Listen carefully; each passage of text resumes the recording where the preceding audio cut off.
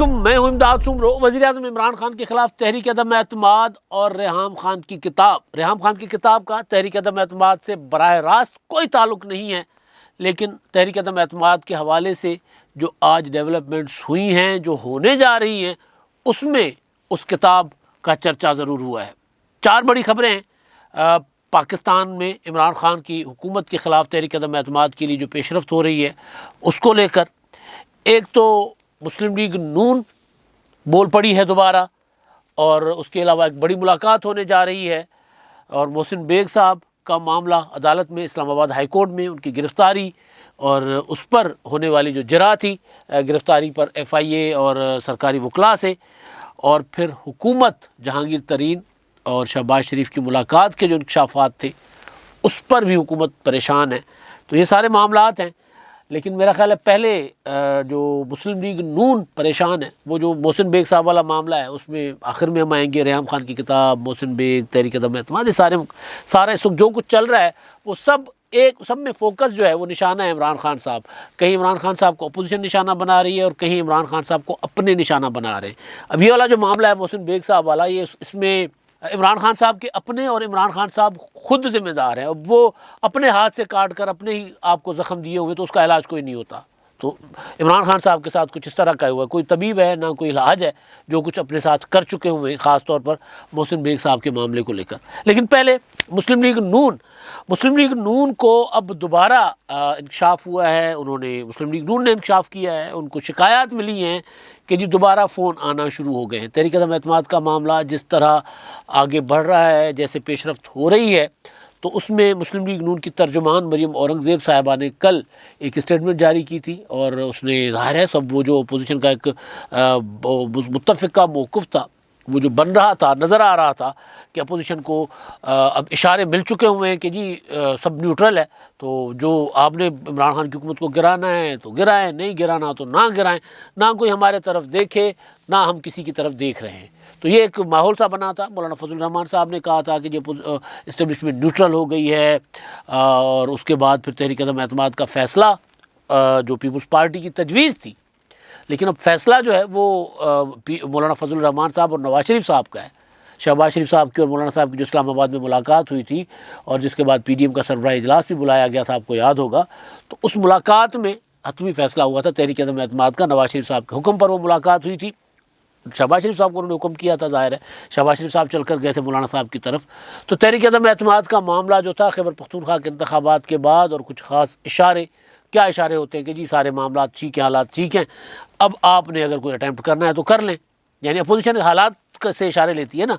तो उसके बाद फ़ैसला हुआ, फिर ये मुलाकातें हुई, आसिफ जरदारी और बिलावल भुट्टो शहबाज शरीफ साहब की तरफ चले गए, फिर ये सब अलग अलग अपना चौधरी बिरादरान की तरफ चले गए, फिर मुत्तहिदा कौमी मूवमेंट वाले शहबाज शरीफ साहब की तरफ आए, फिर जहांगीर तरीन और शहबाज शरीफ साहब की मुलाकात की खबरें, सारा कुछ, ये सारी डेवलपमेंट्स जो हैं ये हुई, और इस क्या होता है एतमाद पर हुई कि अब अरकान जो हैं वो जो शायद खाका नबासी साहब कहते हैं ना कि जब फ़ोन आना बंद हो जाएंगे और न्यूट्रलिटी हो जाएगी, गैर जानिबदार होंगे, सारे इदारे अपना अपना काम करेंगे, तो फिर हम इस हुकूमत को यूँ गिरा देंगे, तहरीक अदम-ए-एतमाद कामयाब हो जाएगी।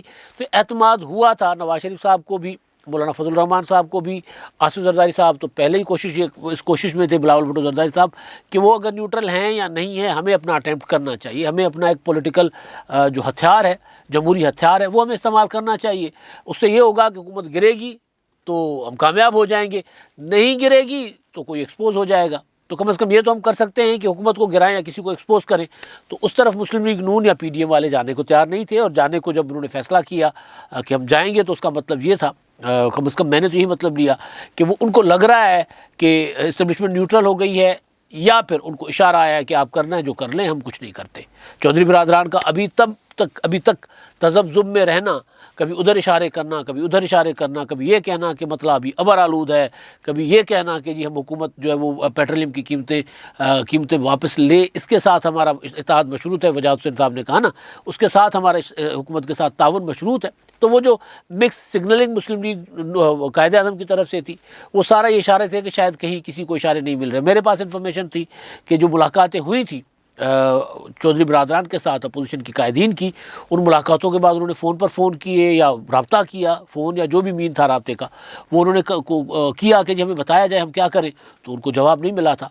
तो अब जब मुस्लिम लीग नून की तर्जुमान मरियम औरंगज़ेब साहिबा ये कहती हैं कि जैसे जैसे तहरीक-ए-एतमाद के दिन करीब आ रहे हैं तो खौफ में मुब्तला इमरान खान पेशावर में एक शख्स जिनकी हालिया हफ्तों में तैनाती हुई है के ज़रिए अरकान पार्लियामेंट को दबाव में लाने की कोशिश कर रहे हैं। अब सबको पता है इशारा किस तरफ है, वो नाम नहीं लेते तो मैं क्यों लूँ भाई, वो जो इशारा है वो वाज़ेह है। किसी डिप्टी कमिश्नर का नाम तो कोई जिक्र नहीं, किसी चीफ सेक्रेटरी का तबादला, किसी आईजी का तबादला जो पेशावर लगा हो, उस तरफ तो इशारा नहीं है। इन दिनों वैसे आईजी भी चेंज हुए, अपना पीछे जो थे आईजी पेशावर थे KPK के सनाउल अब्बासी साहब, वो DGFI में लग गए, तो वहाँ बाकी तबादले भी हुए, लेकिन ये इशारा उनकी तरफ नहीं है। जिनकी तरफ इशारा है वो सब समझ रहे हैं, वो नाम नहीं ले रहे तो हम भी नहीं ले रहे। तो इसलिए उन्होंने इमरान खान साहब को ख़बरदार किया कि फ़ोन करवाना बंद कर दें। अब ये मुस्लिम लीग नून ने एक बार फिर एक इदारे पर सीधा सीधा इशारा किया है कि जी ये साहब जो हैं ये इमरान खान की मदद कर रहे हैं, जो उन पर जो पुराना इल्ज़ाम है, नया इल्ज़ाम नहीं है, उस इल्ज़ाम को दोबारा कुछ अरसे के लिए खामोशी थी। अब ये वाला जो मुस्लिम लीग नून का ज़ाहिर है, अब इसमें सारे हर बंदा परेशान हो गया कि यार ये तो अपना हालात कुछ और हैं, नज़र कुछ और आ रहा था, हैं कब कुछ नज़र आते हैं कुछ, तो कहीं ऐसा तो नहीं था कि खामोश बैठे हुए थे, न्यूट्रल होने का कोई एक था तासुर था, या फिर कहीं ऐसा तो नहीं है कि मुस्लिम लीग नून खौफ में मुब्तला हो गई है या कुछ और कोई वजह है। लेकिन बहरहाल अब तहरीक-ए-एतमाद करीब आने के साथ साथ नून लीग की तरफ से अब ये मरियम औरंगज़ेब साहबा ने स्टेटमेंट दी है। अभी मुस्लिम लीग नून, राना सनाउल्लाह साहब कह रहे थे कि नहीं नज़र आ रहा है कि न्यूट्रल है, मौलाना साहब कह रहे थे कि नज़र आ रहा है न्यूट्रल है। मरियम नवाज़ साहिबा ने इस्लामाबाद हाई कोर्ट में जो प्रेस कॉन्फ्रेंस की थी उसमें भी उन्होंने ये तासुर दिया था कि ये इदारे न्यूट्रल हो गए हैं। तो बहरहाल अब कोई नई डेवलपमेंट हुई है, कोई नई चीज़ आ रही है तो पता चल जाएगा। मुझे याद पड़ रहा है जब यूसुफ रज़ा गिलानी साहब का सेनेट का इलेक्शन था 3 मार्च को, उससे पहले जिन जिन अरकान से यूसुफ रज़ा गिलानी साहब वोट मांगने जाते थे, उनके साहबजादे या पीपल्स पार्टी के लीडर्स जो उस वक्त मुतहरिक थे, वो उन्होंने वो इसके सोर्स है मेरे, यानी बिल्कुल फर्स्ट हैंड इन्फॉर्मेशन जिसको कहते हैं, बिल्कुल डायरेक्ट मेरे पास ये इन्फॉर्मेशन आज भी, बल्कि किसी के साथ गपशप हुई तो वो ये मरियम औरंगज़ेब साहबा की स्टेटमेंट को लेकर पीपल्स पार्टी के कुछ दोस्त जो यूसुफ रज़ा गिलानी के इंतखाबात जितवाने में जिनका कलीदी किरदार था, वो ये कह रहे थे कि फ़ोन आते रहते हैं। फ़ोन उस वक्त जब गिलानी साहब के लिए हम वोट मांगने जाते थे, जिस भी MNA के पास हम बैठे होते थे, तो ये होता था कि हमारे बैठे हुए फ़ोन आ जाते थे, लेकिन उसके बावजूद उन्होंने हमें वोट किया था। काफ़ी सारे ऐसे थे।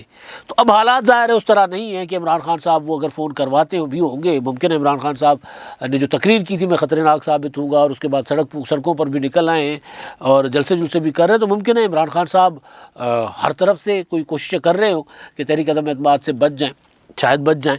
लेकिन अब ज़ाहिर है तहरीक-ए-एतमाद के मामले को लेकर जो अलम जिन्होंने हाथ में थामा हुआ था आसिफ जरदारी साहब, वो नहीं सुकून से बैठ रहे। वो आज मौलाना फजलुर रहमान साहब से मुलाकात कर रहे हैं और उनकी मुलाकात जो मौलाना सिराजुल हक साहब से, जमात इस्लामी के अमीर से होनी थी जो पिछले हफ्ते, वो मुलाकात मुलतवी हो गई थी जरदारी आखिरी वक्त पर जरदारी साहब की तबीयत की वजह से, वो भी तय पा गई है। वो भी 24 तारीख को वो मुलाकात होगी। अभी ये 24 फरवरी को, यानी आज 21 है, सोमवार मंगल बुध तो जुमेरात को, जुमेरात होती है ना, जो हिसाब किताब का मैं कच्चा हूँ, तो जुमेरात को मुलाकात आसिफ जरदारी साहब की, यानी 24 फरवरी को होगी। आसिफ जरदारी साहब मुलाकात करेंगे मंसूरा में, वापस आएंगे लाहौर, इस्लामाबाद गए हुए लाहौर आकर। तो तहरीक-ए-एतमाद का उधर जो आसिफ जरदारी साहब ने जो यानी जो कोशिशें हैं, राब्ते हैं, वो उन्होंने तेज़ किए हुए हैं। उधर ज़ाहिर है मुस्लिम लीग नून भी चुप करके नहीं बैठी। ये स्टेटमेंट भी एक तरह से अलार्म भी होता है कि जी खबरदार, तगड़े रहना भाई, ये इमरान खान साहब ये भी करवा रहे हैं।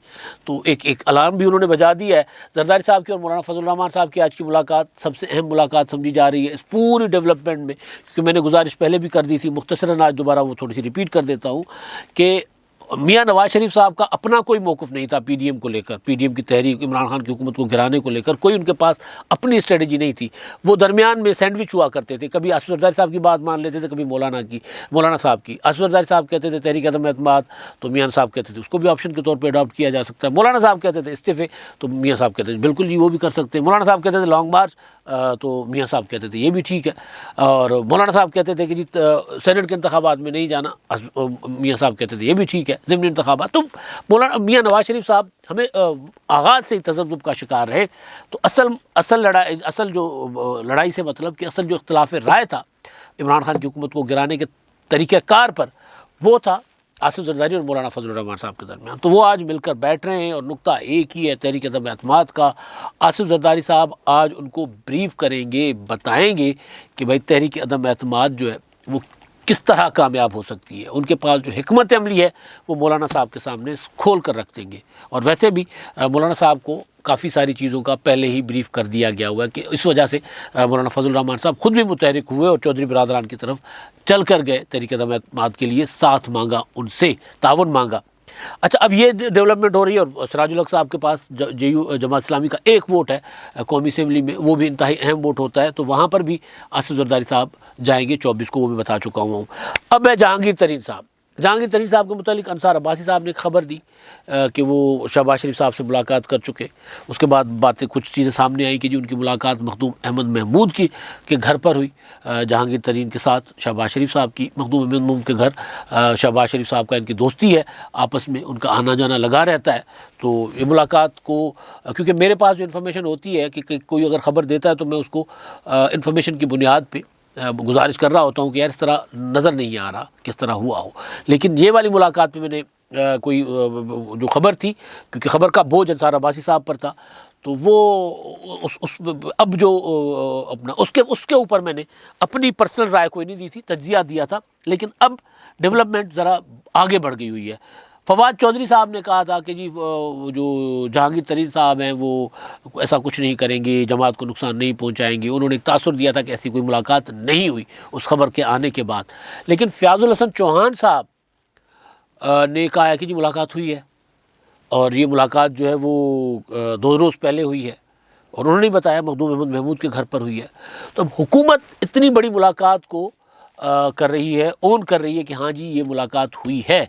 तो ये मुलाकात मैं कई बार गुजारिश कर चुका हूँ कि जहांगीर तरीन साहब, ज़ाहिर है उनके बहुत ज़्यादा स्टेक्स हैं पॉलिटिक्स में। उन्होंने पहले ही मार खाई हुई है इमरान खान साहब से, धोखा खाया हुआ है, जो भी उसको लफ्ज़ इस्तेमाल कर लें उनकी नज़र में, मैं नहीं कह रहा। उन्होंने खुद कई बार कहा है कि मेरे साथ हाथ हुआ है, मुझे बैलेंस करने की कोशिश के नाम पर मेरे ख़िलाफ़ साजिशें हुई हैं। उन्होंने खुद कहा है उनके ख़िलाफ़ साजिशें हुई हैं। तो जहांगीर तरीन साहब जो हैं वो अगर अब शहबाज शरीफ साहब से मिलकर तहरीक अदम एतमाद के लिए सपोर्ट ऑफ़र कर चुके हुए हैं या उनकी दावत कबूल कर चुके हुए हैं, ज़ाहिर है बाकी फ्यूचर में क्या उनका अपना क्या होता है, गिव एंड टेक होता है ना सियासत में, कि ठीक है मैं आपके लिए तहरीक अदम एतमाद में आपका साथ देता हूँ, मेरे ग्रुप के अरकान हाजिर हैं, तो आपका मेरे लिए, मेरे मुस्तकबिल के लिए आपके पास क्या है। तो ये सारी चीज़ें हुई होंगी। तो अब उधर ये ख़बर मरियम औरंगज़ेब साहिबा की कि पेशावर वाले जो भाई साहब हैं, अफसर हैं, वो फ़ोन कर रहे हैं इमरान खान, उनके ज़रिए वज़ीर आज़म साहब फ़ोन करवा के अरकान पर दबाव डाल रहे हैं, यानी मुस्लिम लीग नून के अरकान पर दबाव डाल रहे होंगे, PTI के अरकान जो मुस्लिम लीग नून के साथ या अपोजिशन के साथ राब्ते में उनके ऊपर भी दबाव डाल रहे होंगे।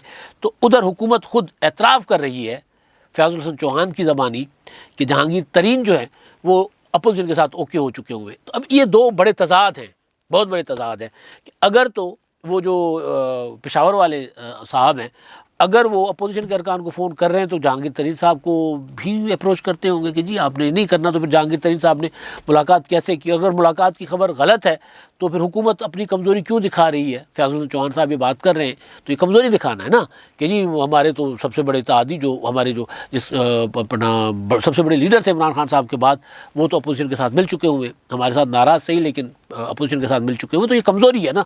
तो ये वो क्यों हो रही है। अब ये बड़ा इंकशाफ है, ये एतराफ़ जो है इमरान खान साहब की हुकूमत की दिखा रहा है कमज़ोरी। अब आखिरी मुद्दा जो मामला था वो है मोहसिन बेग साहब का। अब मोहसिन बेग साहब के मामले को ज़ाहिर है उसका तहरीक अदम एतमाद से ताल्लुक़ है, जहांगीर तरीन साहब के साथ ताल्लुक़ है। जहांगीर तरीन और नवाज शरीफ साहब से जो राब्ते थे, इमरान खान साहब को शक था, राब्ते थे या नहीं थे एक अलग कहानी है। इमरान खान साहब को शक था कि मोहसिन बेग साहब ने राब्ते करवाए इनके, और ज़ाहिर उन राब्तों के बाद मुलाकात की खबर भी आ गई। तो मोहसिन बेग साहब की जो गिरफ़्तारी है उसकी आज जो इस्लामाबाद हाई कोर्ट में समाअत हुई है, FIA ने उनके ऊपर जो मुकदमा किया है, चीफ जस्टिस अतर मिनल्ला साहब ने उसका जो पोस्टमार्टम किया है मुकदमे का, और वहाँ पर जो साहब FIA के अफसरान थे, जो एडवोकेट जनरल इस्लामाबाद थे और दीगर हुकूमती वकील थे, उनके पास कोई जवाब नहीं था। रेहाम खान की किताब का हवाला FIR में है किताब का सफ़ा नंबर FIR में है। अदालत पूछती है कि जी ये जो आप बता रहे हैं वो तो उन्होंने कहा ही नहीं वीडियो क्लिप में, और वीडियो क्लिप वायरल किसने की?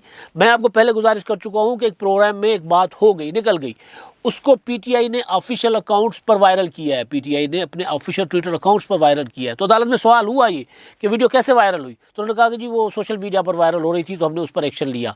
वो तो साइबर क्राइम नहीं आता ना बनता उसका, FIA के जो TV टॉक शो पर जो बात करना, वो तो साइबर क्राइम में नहीं आती। तो वीडियो वायरल हुई है तो फिर साइबर क्राइम का कानून बना के दायरे में आई, तो फिर साइबर क्राइम वालों ने उसका FIA वालों ने उसका एक्शन लिया। तो उस पर भी सवाल हुए कि जी वीडियो, अब वीडियो वहाँ पर ज़ाहिर अदालत में तो किसी ने नहीं कहा था, लेकिन मैंने जो पहली वीडियो की थी, या मैंने जो पहली बार वो वीडियो देखी थी, जो मोहसिन बेग साहब का जो जुमला है, मैं नहीं अदा बोलना चाह रहा वो जुमला, ज़ाहिर है उस पर उसी पर सारा मामला बना हुआ है। तो वो जो मोहसिन बेग साहब का जुमला जो रेहाम खान की किताब का वो हवाला दे रहे थे, वो जुमले वाली जो वीडियो थी वो PTI ने अपने ऑफिशियल अकाउंट से शेयर की थी, और उसको फिर वफा की हुकूमत, वफा की वज़रा ने, सब ने उसको शेयर किया था। एक वो क्या होता है वो समझ के, एक मतलब बहरहाल एक मुहिम समझ के उन्होंने उसको चलाया था। तो वहाँ से वायरल हुआ और FIR हुई। और सबसे इम्पॉर्टेंट चीज़ जो है वो ये कि जी FIR लाहौर में दर्ज होती है, गिरफ्तारी इस्लामाबाद में होती है, और फिर मोहसिन बेग के वकील कहते हैं कि जी वो साहब तो बुरात सईद साहब तो लाहौर गए ही नहीं थे जो मुद्दई हैं, तो FIR लाहौर में कैसे हो गई। बहुत चीज़ें जो इस्लामाबाद हाई कोर्ट में, और ख़ास तौर पर जो पीका का तरमीमी ऑर्डिनेंस है उस पर भी काफ़ी सारा जिक्र हुआ, और उस पर भी जस्टिस असर बिरुल्लाह साहब ने कहा है कि जी फिर ये तो जिस तरह आप इस्तेमाल कर रहे हैं तो फिर वो कानूनी कलअदब हो जाएगा। और फिर मार्शल लॉ का हवाला कि पाकिस्तान में पाकिस्तान सहाफ़त के हवाले से, सहाफ़ियों के हवाले से 8वें नंबर पर मुल्क है। तो इस सारी चीज़ों का ताल्लुक़ जो है वो तो है तहरीक अदम एतमाद के साथ, क्योंकि मोहसिन बेग की गिरफ़्तारी के पीछे इमरान खान साहब का वो खौफ था कि ये कहीं जहांगीर तरीन पहले ही नाराज़ हैं, अब ये दोबारा अपना मेरे लोगों को उधर मेरे पास लेकर आए थे तो कहीं उधर ही ना लेकर चले जाएं, तो इसीलिए उन्होंने डर कर हाथ डाला था। लेकिन जो कहानी थी, जो कहानी ख़त्म हो चुकी हुई थी, किसी को पता नहीं था। जो इस्लामाबाद हाई कोर्ट में भी जिसका जिक्र हुआ, अदालत ने पूछा कि जी आपने रेहाम खान की किताब का और जुमले का हवाला दे रहे हैं कि वो नामुनासिब बातें थी, तो आपने वो पढ़ा है, सफ़ा नंबर पढ़ी है, पढ़ा है, वो किताब पढ़ी है? तो उस पर जो एडवोकेट जनरल साहब थे इस्लामाबाद हाई कोर्ट, उन्होंने कहा जी मैंने नहीं पढ़ी।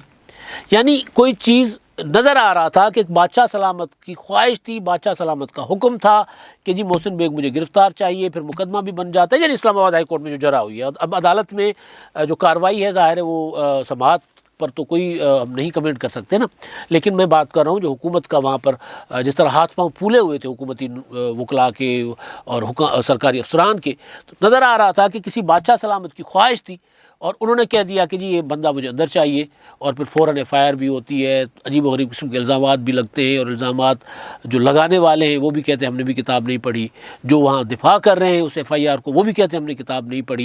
लेकिन किताब का चर्चा होता है, और वो किताब जो कहीं दब गई थी, कहीं मट्टी के होता है ना डस्ट जिसके ऊपर चढ़ जाती है, कोई खोलने को कोई देखने को तैयार नहीं था। आजकल सोशल मीडिया पर हर बंदा उसको किताब की एक सफ़ा बना कर ना वो दिखा रहा है कि जी अब फ़लाँ बंदा भी ये किताब पढ़ रहा है, फ़लाँ बंदा भी ये किताब पढ़ रहा है। कोई पढ़ रहा है कि नहीं पढ़ रहा, लेकिन चर्चा है रेहाम खान की उस किताब का। तो हुकूमत ने, इमरान खान साहब ने, मैंने गुजारिश की थी कि इमरान खान साहब ने खुद अपने ख़िलाफ़ ही एक ऐसा काम कर लिया है जो जिसका अब कोई तोड़, कोई इलाज नहीं है इमरान खान साहब के पास। अपने हाथ से अपना हाथ काट चुके हुए। अब तक के लिए इतना ही। अल्लाह हाफ़िज़।